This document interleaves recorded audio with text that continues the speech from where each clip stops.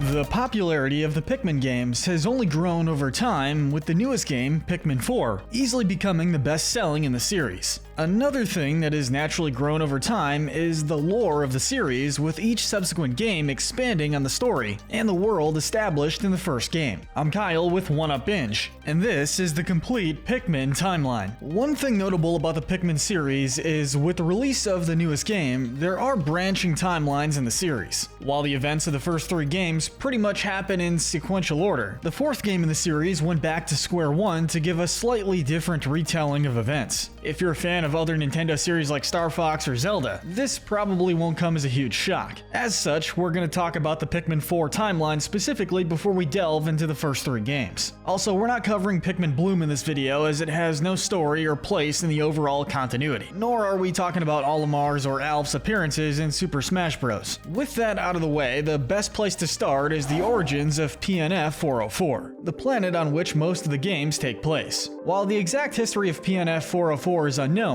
the planet itself bears a striking resemblance to Earth. Not only are the environments and seasons similar to what we see on our planet, but the characters in the games often collect treasures of things humans have made, such as video games, tin cans, batteries, and much more. In Pikmin 3, the characters collect juice, which are all made from different fruits we as humans eat. Olimar confirms the planet's atmosphere contains oxygen, and the hero's hideaway map from Pikmin 4 clearly takes place inside a man-made house. Is this Earth in the future after humans and other animals we recognize eventually died out? Is this an Earth from an alternate universe? Or a replica that exists in a different solar system? Until someone at Nintendo confirms it, we can't be sure, but either way, clearly humans or a species similar to them lived on this planet prior to the events of the games, given the different objects scattered around. At some point, whatever species that lived here became extinct, and the world became inhabited with the bizarre creatures found in the Pikmin games. Pikmin 3 states the events of this series take place in the 21st century, although the exact year is unspecified. Moving on to the inciting incident of the series, let's talk about Olimar's crash landing. Olimar is a spaceman from the planet Hakatate that works for a transportation company called Hakatate Freight. While exploring the galaxy one day, Olimar's ship hits an asteroid and he crash lands on PNF 404, a planet which he is unfamiliar with. As the ship plummets towards the planet, it breaks into pieces and scatters across the world. The details regarding where they land and what exactly happens next differ depending on which game you're playing, so this is where we'll split our timeline into two.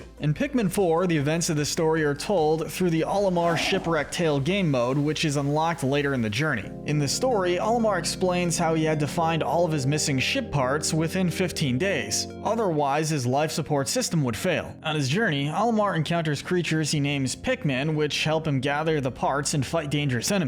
It was also on this expedition Olimar met Moss, a green dog that helps him out too. At some point, Olimar finds the ship's interstellar radio, which he uses to send out a distress signal. No one responds fast enough, leaving Olimar to rely on his own ship to get him out of there. Whether Olimar manages to put his ship back together or not, he once again crashes on the planet after liftoff and is turned into a leafling by the Pikmin and Moss in order to save his life. While they didn't manage to make it to the planet in time, Olimar's distress signal was heard by a team known as the Rescue Corps who traveled to PNF 404 to save Olimar. Unfortunately, the Rescue Corps also crash land on the planet and are separated with a damaged ship to boot. That leaves it up to Pikmin 4's protagonist and his dog Ochi to rescue not only their own team, but other stranded adventurers that have crashed on the planet as well. It seems PNF 404 has quite the gravitational pull, given how many people have crashed there, and multiple times at that. Throughout the journey, the protagonist and Ochi meet Olimar and Moss on separate occasions without knowing that it's Olimar due to him being in a leafling state. After fighting Olimar and Dandori battles multiple times, the Rescue Corps managed to cure him and safely escort him off the planet. The victory is short-lived though, as after leaving PNF 404's atmosphere, Ochi becomes very sick due to growing a leaf on his tail, which causes him to need oxygen. Realizing that a highly skilled veterinarian has also crashed on the planet, the group travels back to PNF 404 to find a cure for Ochi. Returning to the planet, Olimar is shocked to find his co-worker Louie was on the planet after being told to look for Olimar by Hakatate's president. Louie teams up with Moss and keeps the the veterinarian away from the player until he's beaten in 3 Dandori battles. Nell, the vet, then tells the crew that in order to cure Ochi, they need cells from a giant dog called the Ancient Sirehound, who serves as the game's final boss. They defeat it, and Ochi is cured, causing the crew to leave the planet while Moss becomes the new leader for the Pikmin. Given Pikmin 4 is the most recent game in the series, that about does it for its timeline so far. With that in mind, let's rewind time a bit to talk about Olimar's crash landing in Pikmin 1. For the most part, this crash occurs in a very similar manner as his crash in Pikmin 4, with Olimar losing 30 parts, discovering the red, blue, and yellow Pikmin and using them to help save himself from death. There are some details that are different, however, such as the ship's parts landing in different areas and Olimar's life support lasting him 30 days instead of 15. The game ends when Olimar finds either enough ship parts or runs out of time, resulting in multiple endings, which once again leads to branching timelines. In the bad ending of the game, Olimar tries to take off only for his ship to explode, sending him barreling back down to the planet. The Pikmin pick him up while he's unconscious and take him to an onion to save his life. While he doesn't turn into a leafling, this causes Olimar to sprout a stem from his head, presumably becoming part of PNF 404's wildlife. In the average ending of the game,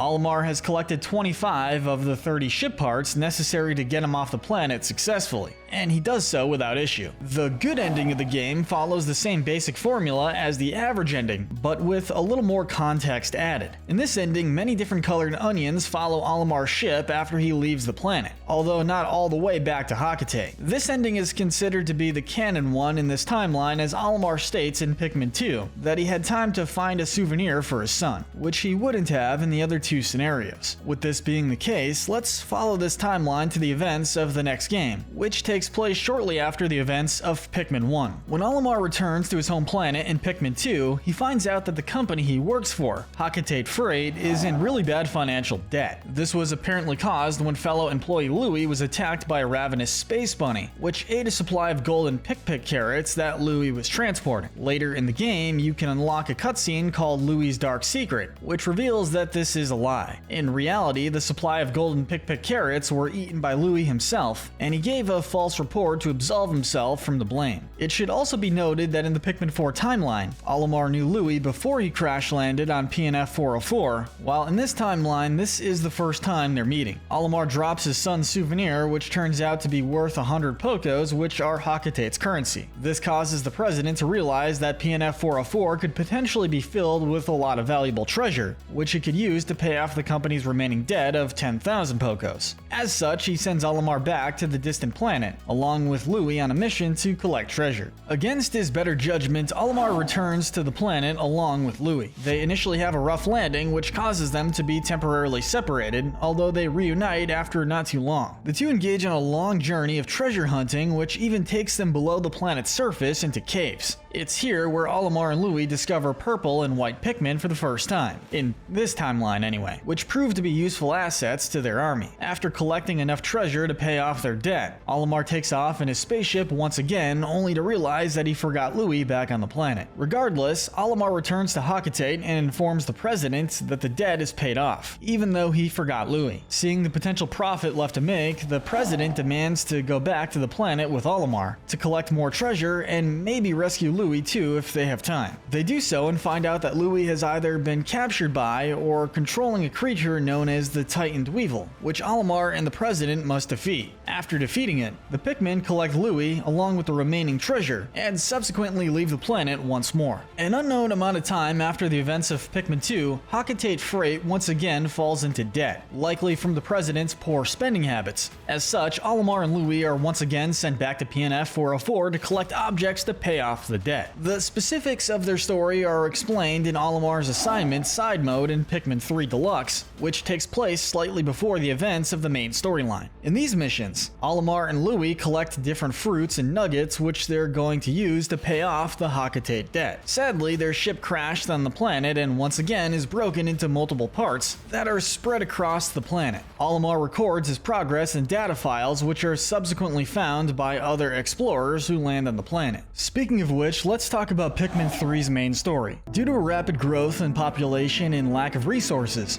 the planet of Koppai is facing a famine, causing its residents to look to the solar system for a source of food. From there, they discover fruits are growing on PNF 404, so they send a crew consisting of Alf, Brittany, and Charlie to collect fruit from there. It should be noted that this is the first time the planet is referred to as PNF 404, as Olimar did not give it an official name on his journeys there. However, the crew's ship, the SS Drake, malfunctions while entering the atmosphere, causing its members to crash land and become separated from each other. They discover Pikmin and reunite with each other, only to learn that the SS Drake is missing its cosmic drive key, which they need to return to their home planet. They also learn that the cosmic drive key is currently in the possession of Olimar, who they start looking for. The crew finds Louie instead, who they save only for him to steal their juice and try to escape. Charlie, Brittany, and Alf apprehend Louie, and he reveals the location of Olimar. It turns out while Olimar did collect enough treasure to pay off the debt, he was subsequently abducted by a creature called the Plasm Wraith, which serves as the game's final boss. Brittany, Alf, and Charlie take down the Plasm Wraith, and much like Pikmin 1, this results in multiple endings and branching timelines.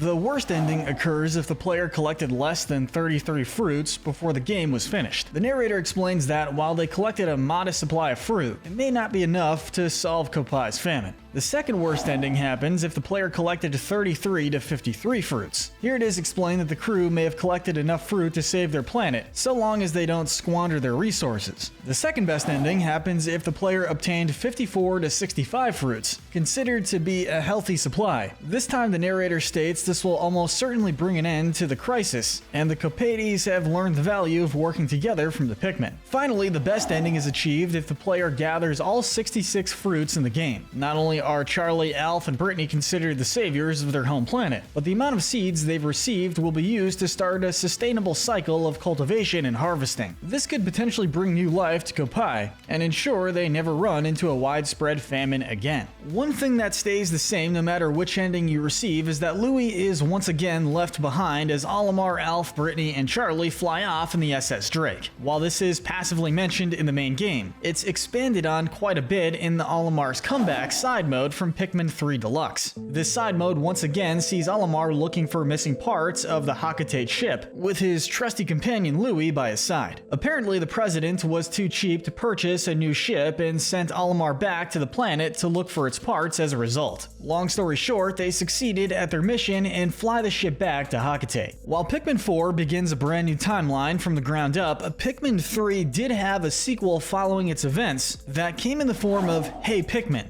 In this game, Olimar is flying a spaceship after completing a delivery when, prepare for a shock, he's hit by an asteroid which causes him to yet again crash land on a planet. Strangely enough, this planet is not considered to be PNF 404, despite looking very similar to it and containing Pikmin. It also has a lot of the environments and man-made objects that are similar to those found on PNF 404. Okay, so is this Earth? Was PNF 404 Earth? Are neither of them Earth? Or are they both alternate versions of Earth that exist in different galaxies? Whatever the case, Olimar finds out that while his ship surprisingly didn't break in the crash, it has run out of sparklium, which is used for fuel. As such, Olimar must collect 30,000 sparklium, which would be enough to get him back to Hecate. He does so, but then finds out he needs a device, which has been eaten by a creature known as the Berserk Leech Hydra. Olimar takes down the creature with the help of the Pikmin, and travels back to his home planet as a result. With the Pikmin franchise having branched off in multiple different directions, who's to say where or when the next game will take place?